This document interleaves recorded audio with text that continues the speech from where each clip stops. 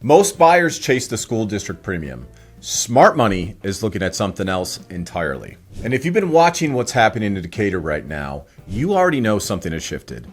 There's a $419,000 gap sitting inside the same city name, and almost nobody is reading it correctly. The ones who figure it out first are going to be extremely glad they did. If this kind of market breakdown is useful to you, hit the like, subscribe, or grab time on my calendar link to talk through what this means for your specific situation. Now, let's get into it.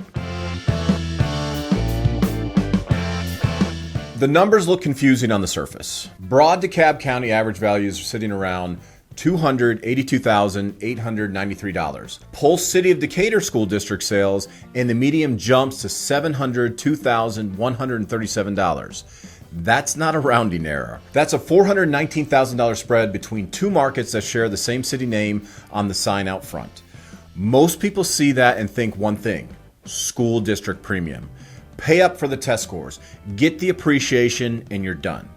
But here's where it gets interesting. The buyers who are actually winning in Decatur right now aren't primarily chasing test scores. They're buying into something that has almost nothing to do with where their kids go to school. And that distinction matters a lot because it changes how you evaluate this market entirely. If you're a buyer, a right sizer, or an investor watching Atlanta's North Metro, what's happening in Decatur right now is a signal. It's not noise. Let me show you exactly what I mean. Start with the pricing picture because it matters more than the headlines suggest. When you see the broad DeKalb average around $282,893, a lot of buyers read that as softness. They think the market is correcting. They think now might be the time to wait, negotiate hard, catch a falling knife. That interpretation is going to cost them. Here's what's actually happening. The Decatur market is separating, and it's doing it deliberately. The city of Decatur is its own municipality inside DeKalb County, and it's been quietly expanding what urban planners call missing middle housing. Cottage courts, duplexes, smaller attached townhouses designed for people who don't need 3,200 square foot anymore but still want to walk to dinner. This isn't accidental sprawl. This is intentional structure design aimed at a very specific buyer profile. Empty nesters who built equity in their Cherokee or Forsyth County home over the last decade are now asking themselves a question they've never had to ask before. Do I really want to keep maintaining much house? First-time buyers who grew up in walkable cities, moved to Atlanta for work, and refuse to trade their commute for a yard they'll never use. Downsizers who want to preserve liquidity, cut carrying costs, and still live somewhere with a genuine sense of place. These are not marginal buyers. These are cash-rich, equity-loaded, financially sophisticated people making a very deliberate quality of life calculation. And Decatur is one of the very few places in Metro Atlanta where that calculation actually works. Now, here's what most buyers miss when they're running the numbers on a City of Decatur purchase. They look at the $702,137 median home price and they stop right there. Too expensive, moving on. But that's the wrong framework for evaluating this market entirely. The question isn't what you're paying, it's what you're actually getting per dollar over the next 10 years. Let me walk you through how I think about this with clients. When you're in a City Schools of Decatur zone, you're not just buying a house. You're buying out of certain costs that suburban buyers carry without even realizing it. Think about the car dependency math. A family in the outer ring suburb is easily running 2-3 cars, full insurance on all of them, gas, maintenance, and the time cost of commuting. That's not a small number when you add it up across a year. In walkable Decatur, a meaningful portion of that cost disappears or shrinks dramatically. That's real monthly cash flow, not theoretical savings on a spreadsheet. Now, layer on the financing strategy because this is where it gets really interesting. A lot of buyers don't realize that the City of Decatur purchases can qualify for conforming high balance loan structures depending on the loan amount and property type. Why does that matter? Because conforming high balance keeps you out of jumbo territory. Better rate pricing, lower reserve requirements in many cases, more preserved liquidity.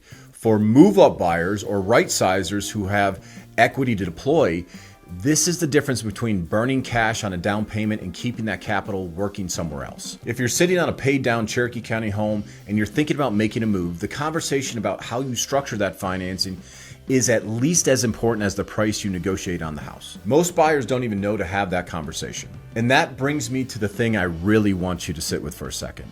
because this is where the conventional wisdom breaks down completely. People look at any kind of pricing adjustments in a market like Decatur and they immediately assume demand is weakening. Values are softening. People are leaving. The premium is fading. That's not what the data shows. What the data actually shows is that Decatur's property values are structurally insulated in a way that most Atlanta suburbs are not. Here's why. Walkable community design is not something you can replicate quickly. You can build more houses in Cumming or Canton in 18 months. You cannot build a walkable downtown grid, a mature tree canopy, a connected trail system, and a school district with top-tier SAT and ACT performance in 18 months. It's not going to happen. Those things take decades to build. And once they exist, they don't depreciate. The City Schools of Decatur consistently ranks among the highest performing districts in Georgia. That's not a recent development. That's a long track record that creates a floor under property values that outer ring markets simply don't have. When rate cycles shift and buyer demand moves, the first markets to feel it are the ones with no structural differentiation. Cookie cutter subdivisions 40 miles from the city core with no walkability, no school district premium, no community infrastructure. Those markets are exposed. Decatur is not. A pricing adjustment indicator isn't the market saying demand is gone. It's the market recalibrating after 2 years of compressed inventory and aggressive appreciation. The structural demand, the kind driven by walkability, school quality, and intentional community design, is still very much intact. Now let's talk about the demographic shift that makes this even more important going forward, because this is the part most buyers and even most agents aren't fully accounting for. There are two buyer pools converging on walkable density right now at the same time, chasing the same limited supply. The first is the empty nester cohort. Mid-50s to mid-60s, kids are gone, they've owned their home for 15, 20 years, and they built real equity. And they're asking a question they've never had to ask before. What do I actually want my daily life to look like now? For a growing number of them, the answer is not a bigger yard and a long drive to everything. The answer is a smaller, well-designed home in a place where they can walk to coffee, walk to dinner, walk to the park, and not feel like they need a car to exist. Decatur's missing middle housing expansion is aimed directly at this buyer. Cottage courts, attached duplexes are not starter homes. They're intentionally sized for people who have chosen simplicity over square footage. That's a meaningful distinction. The second buyer pool is first-time homebuyers who came of age in walkable urban environments. They lived in Midtown, Virginia Highland, Inman Park. They're now at a stage where they want more stability, maybe better schools down the road, a little more space, but they won't compromise on walkability. They watched their parents drive 45 minutes each way for 30 years and they made a clear decision.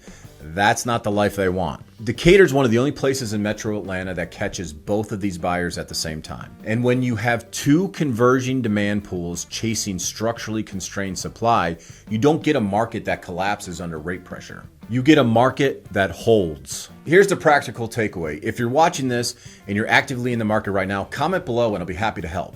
If you're an empty nester sitting on equity in Cherokee County, DeKalb County, North Fulton, the question worth asking isn't whether Decatur is expensive. The question is whether the full financial picture, carrying cost, financing structure, liquidity preservation, and long-term value stability actually makes this move smarter than staying put. In a lot of cases, it does.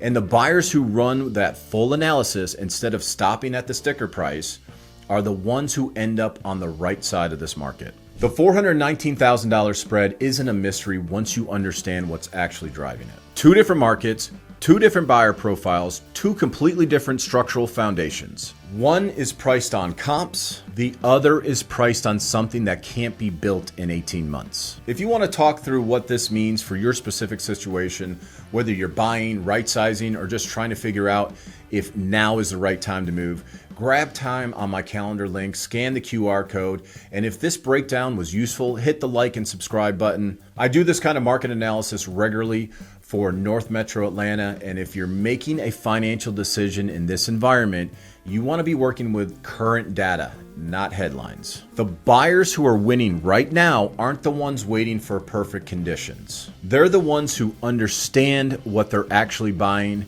and that is guaranteed.